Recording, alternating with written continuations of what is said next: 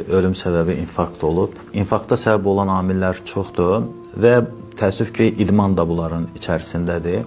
Baxmayaraq ki, idman sağlamlıq hesab olunur, amma 35 yaşdan yuxarı insanlara həkimlər və mütəxəssislər ağır idman etməyə tövsiyə görmürlər. Çünki gənclikdə damarlarımız elastik olur. Amma 35 yaşdan sonra həm yaşın irəliləməsi, həm də qidalanma vərdişlərinin pozulması ilə, metabolizmanın pozulması ilə damarlarımız yığılır və qəfil biz idman eləyəndə ürəyə gedən qan kifayət olmur və biz infarkt keçirdirik. Ona görə də 35 yaşdan yuxarı insanlar idman edərkən asta-asta idman etməlidirlər və yaxud da ağır idmanlarla məşğul olmamalıdırlar.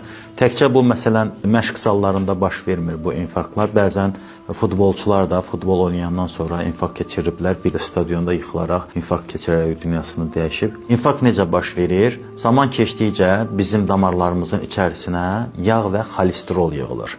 Damarlarımız daralır və bir gündə o daralmış damar tamamilə tutulur və yaxud da bizim qan təzyiqimiz həddindən artıq yüksək şəkildə dövr eləyir və ürəyə lazımı qədər qan çatmır, infarkt keçiririk. Eyni zamanda da beyində əgər damar tutulubsa, biz insult keçirə bilərik. İnfarkt ümumiyyətlə adətən gizli gəlir, amma əlamətləri də var. İnfarkt tutmamışdan 1 saat, 2 saat qabaq müəyyən əlamətlər özünü göstərə bilir. Məsələn, sinədə yanma, mədədən də başlayan bir ağrı ola bilər. Biz elə bilirik, mədəmiz ağrıyır. Sol qol, boyun və sol çənəyə vuran, yayılan ağrılar da infarktın əlamətləri ola bilər. İnfarktın bir çox başqa səbəbləri də var. Yüksək çəki də buna səbəb ola bilir. Stres, yuxusuzluq, xüsusən də az yatmaq infarkta gətirib çıxaran səbəblərdən biri olur. Bir də infarkt olma məsələsinin biri də təəssüf olsun ki, irsiyyət məsələsidir. Əgər genlərinizdə infarkt keçirmiş adamlar çoxdursa, sizin də infarkt olmaq riskiniz artır. İnfarktdan qorunmaq üçün isə